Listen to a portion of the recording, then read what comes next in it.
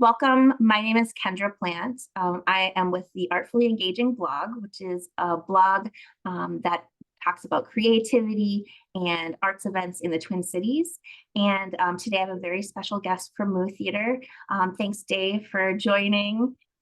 We are going to talk a little bit about the new musical Again, which is going to be a world premiere.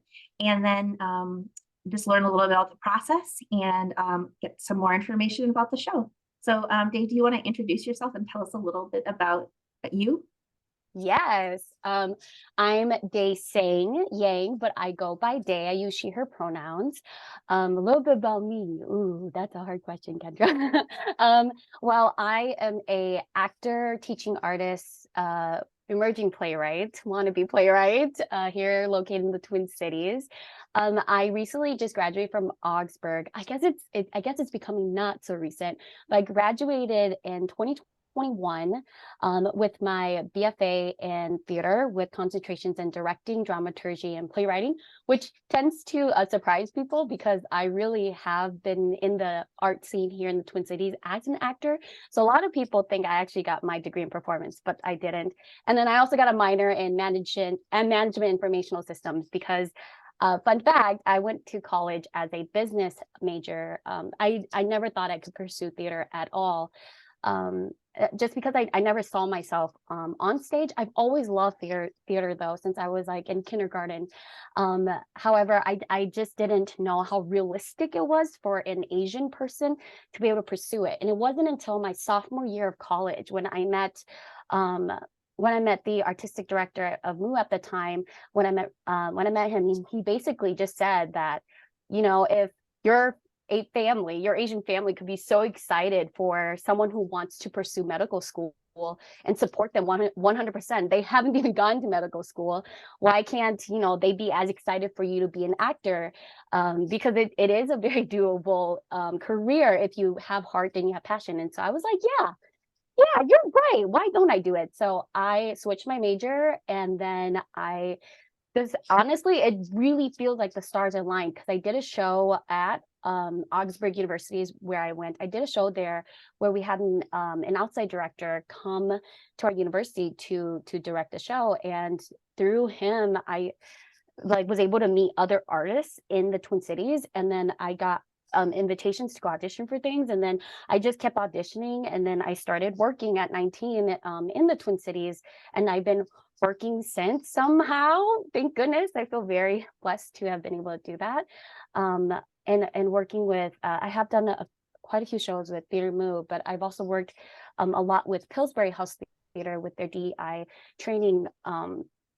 Their training, I don't want to say training course, but they have a program called Breaking Ice where they focus on DE&I. And so I've gotten to be involved in that a lot too. So yeah, I guess that's a little bit of a long intro to kind of where I'm at, but that's how I've gotten here, and that's how I'm here now. I love that the community has been so supportive and that artists were, you were connecting and, getting audition information. And that is one of the things that I do love about the Twin Cities is really like how there's like lots of artists, like the Playwright Center, for example, like brings in lots of artists from all over. We have lots of very strong theaters, including Theater Moo, sorry, which was, it's the biggest Asian American theater in the Midwest. So, and it's like Yes. long running and has a high, a reputation for high quality theater. So I'm glad that you're finding work. And also Yes. congratulations for graduating. And were you going to Thank school you. during like quarantine then? I was, yeah. So like I basically finished my senior year all online, which was quite an experience. Yeah, comboing, like I was still also working too in the theater world. So comboing, like you have basically a full day of, I was also working at the time. So everything was work from home, and then you did school from home. And then when you didn't do theater at night, you were at home. So it was like 14 plus hours of just at a screen, which looking back, I don't know how my brain was able to do it. Like I swear I should have gotten way more migraines than I actually did. It was kind of crazy. But yes, I did go to school during that time. I had a virtual graduation, so a beautiful YouTube live video of my little picture popping up. It was fun, and I did not choose the walk, just because COVID was still going on, and I live with high risk people, and so I was like, yeah, we're not going to do that. So yeah, but it's okay. I personally don't feel bad about it. I was fine. I You have liked the little YouTube. you have the degree, you have the paper and the experience and Yes, the connections and everything that brings. So right. congratulations. Thank you. And so let's talk about Again. So Yes. this musical is playing March 29th through April 16th. So we are approaching opening. So I'm curious to know, well, first of all, I'll let you tell us a little bit about the musical. Yeah. So if we're just going through what the story is, right? The plot of the musical, we basically meet Mai See, who I will be playing. We meet Mai See, who is this isn't a secret, so it's not like, whoa, it's in the synopsis, but she has cancer. She has cancer, and she had written a book about it, and because of her book, she ends up meeting a fan of hers, Quest, who is this bubbly early 20s character who's just like so ready for life, and just and Quest also has cancer, but she is she is taking on the world, whereas My See is still learning to, I guess, take control of her life and figure out herself, because she's had cancer for a longer chunk of her life. She's 39, and so she's had cancer for a longer chunk, but she's also been in remission for a while. So she's still trying to figure out how to navigate her life. And so we get to see these two characters kind of how Quest helps My See regenerate her life, really, and find herself again and find footing. Through cute little through cute little interviews like this, actually, trying to get to know one another. But I guess giving you a little bit of what the heart of Again is, it's really about courage, and being okay to start over, and being okay that and being okay to know that there's never a wrong time to fix and rekindle relationships, because this show really revolves on relationships. It doesn't matter how long it's been. If it's important to you, you can go ahead and rekindle them, and you should have courage to. Yeah, sorry, I feel like maybe I didn't explain that well, but there are so many great themes in this musical, the two of those I highlighted. Yeah, there's a lot of elements, and I believe, like, from what I've been hearing, like friendship is like a really important element. And I know Katie Coving, when she was talking about like her inspiration for the show, was like, she's a cancer survivor herself, and she wanted to tell a cancer story through a Hmong American lens. And so, probably everybody who sees the show and everybody watching this is going to have some sort of experience with cancer in their life, or with themselves or someone they know.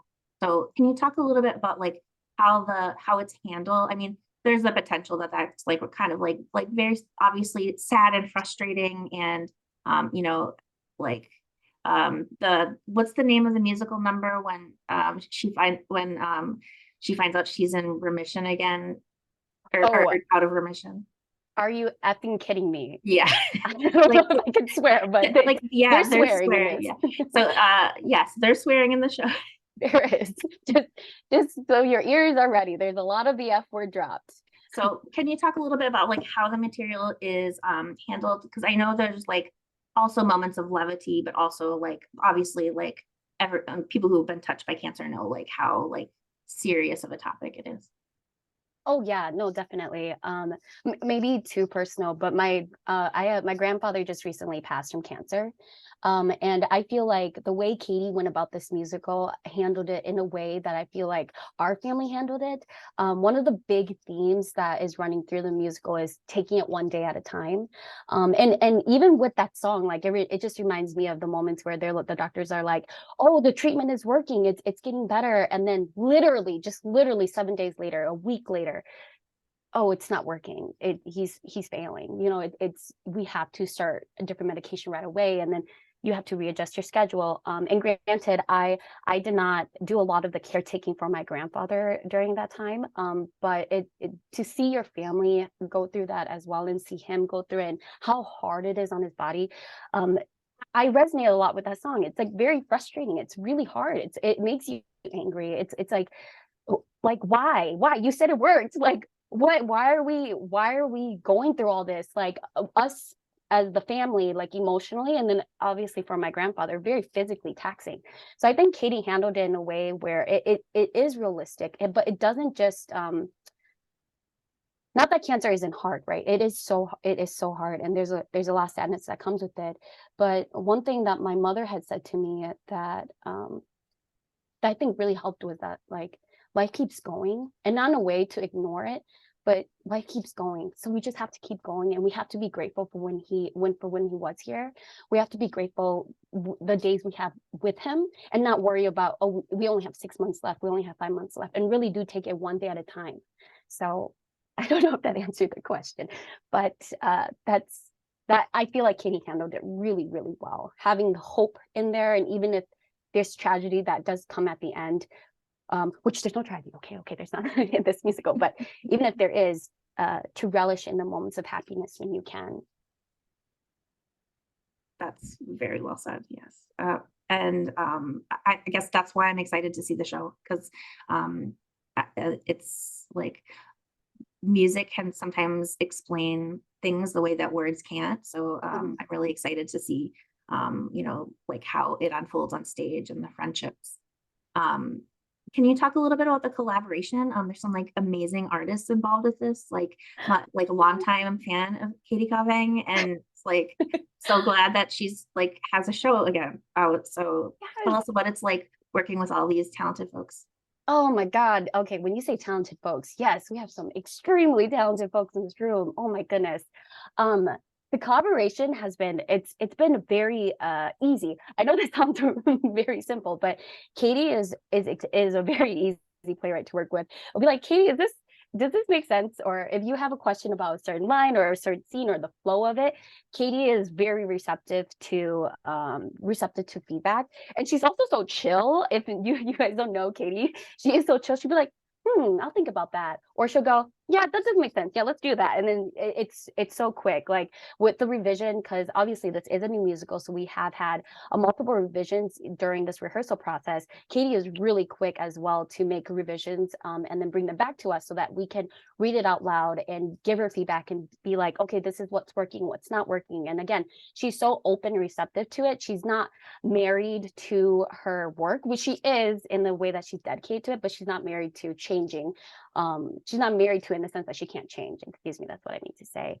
Also, Nana, our director, is so, I really love the approach she has to these characters. It feels very human. I don't know what's the best way to explain it, but she really gives us time to do table work with the new pages that come in, or just with the scenes, or just be like, what are your relationships with one another? And though that's, I feel like it is very common, because you need to know how your arc of the characters are, obviously, when you do any play. I just really appreciate the way Nana approaches it. She really asks us how we're feeling about it, which sometimes it's hard to, I feel like, especially as artists, hard to just have one way to describe what you think. And usually, at least for me, it comes out more abstract and in feelings.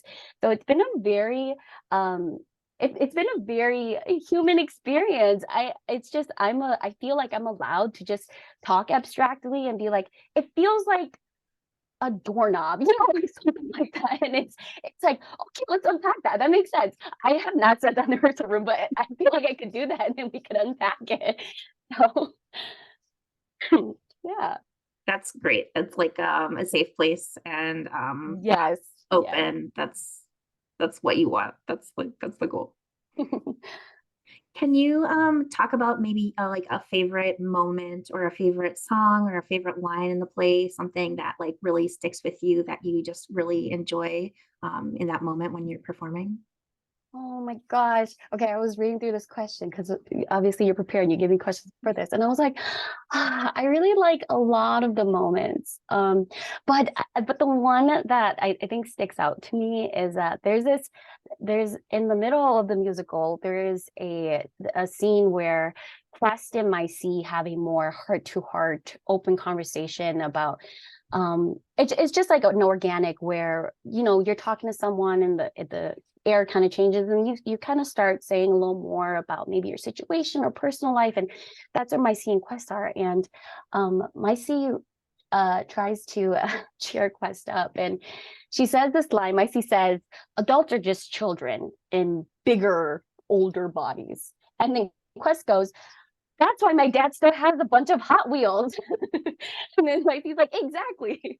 And I just love that moment because there's a lot said in just those few lines that transpired. The comfort of being like, hey, sometimes adults just, we mess up, we make mistakes, and you're not at fault at all. Because Quest very much, she's not a child, she is an adult, but she's going through some things that make, I feel like, we all have maybe a bit of childhood issues that still follow us into adulthood. And to have someone who is Hmong as well, right? My See, who's older, who's in the art field and being able to tell her these things, I feel like it's a lot more impactful than if it were to come from someone who perhaps doesn't fully understand the scope of where you want to go and where you want to go in your life and what's happening, especially since they both are cancer survivors. So I really enjoy that moment. It's a beautiful moment for them and their friendship, and a beautiful moment I think that anyone and everyone can relate to. But yeah, adults are just children in bigger, older bodies, and sometimes we all need a little bit of love in our own way. That's beautiful. Can you, I guess as you were going through this rehearsal process, I mean, you're still in the midst of it. I don't want to rush you, but has there been any challenges or surprises that have come up that you want to share? Yeah. Oh my gosh. I mean, okay, so I got to see a reading of this musical during the Theater Moves New Eyes Festival last year. So I already kind of knew and understood the whole idea of the musical, but I didn't realize how much it would touch me being in the musical, because it is about family, it is about relationships, like at the heart of it. Like I've never had cancer, and though I did have a close family member that did have cancer, and I could relate that way. It's like I didn't initially go into it thinking that it would necessarily affect me so much. Maybe that's naive of me to think that, but it's really the relationships in this musical that has been like, wow, it's a lot sometimes. Because I feel you when you love so hard, you hurt hard and you care hard. And then when these moments come up and you're like, I've had that exact conversation with my sister, or I've had that exact conversation with my best friend, or I've had this exact conversation, or I've had this moment. There's a lot of those moments in this musical for me that I was not anticipating to feel so touched by. And not that that was challenging, but there were moments I was like, "Ooh, okay, I got to separate Day's life and My See's life, and really make a separation," because it's so easy to relate, and then you get caught in the emotions, and then you can't perform, and then then you can't put on a show. Yeah. Pardon Yeah, me. that's I mean, that's when you know the art's good, right? Like when it's like so relatable and you can just kind of dig into that material, and there's like so much source material in your own life and it's like really Yes. speaking to you. So um thank you for sharing that. Let's get into some logistics too. Again, is pay. So it's at Mixed Blood Theater, so it's right on the West Bank. It's pay as you are, so ticket prices is as low as $10. If you can pay $45, please do so. Support Moo Theater. And then in addition, you can donate to Pathways Minneapolis, which provides resources and services for people with life-threatening or chronic physical illness, as well as their caregivers. So you can do that as part of your ticket purchase on top of your ticket. So that's a great partnership and can help some folks out in the community. And the show is recommended for ages 16 plus due to language, which we did discuss a little. Yes. And then can you do a shout out at the end, maybe why should folks come see the show and what you're most excited about? Yes. Please come see the show because this is the first ever Hmong musical to be produced, at least I know of, for sure in the Midwest. And if you all do not know, Minnesota is home to the largest Hmong population here in the US. There's a lot of us here, so please come support us and come see us. Even if you're not Hmong, come see your Hmong brothers and sisters because we are here. And also because this musical is I promise you will be able to relate to it. I promise you're going to walk away feeling something in your heart, hopefully not negative things, but I promise you will, because Katie has written, and Melissa Lee, who's the composer, had written a absolutely heart-touching, funny, quirky, very cute relationships that that are real. They're real. They're very genuine. And also, okay, I'm gonna you might have announced it now. I am pregnant, so come support me. Congratulations. Thank you. I just want to announce that because this will be my first time ever doing a show pregnant, and so I want to come see how we do costuming so I don't look pregnant. Well, I'm sure you have a lot of support in the Twin Cities art scene for that too, since Yes. that is a thing that happens. It is a thing, everybody. You can perform and be pregnant. I also read that the Again's 3 leads are all Hmong women. Yes. And I mean, we know from the Oscars too, with Michelle winning for Best Actress, that representation matters. So that is just like very cool, and I'm glad to see that on Twin Cities stages. So. Yay, me too. We are too. We're so excited. It's freaking awesome. All right. So, well, thank you so much for spending some time with me talking about the show and your artistry. I've really enjoyed chatting and learning more about you, and can't wait to see you on stage here at Mixed Blood. Yeah. Thank you, Kendra. Thank you. Bye, everybody.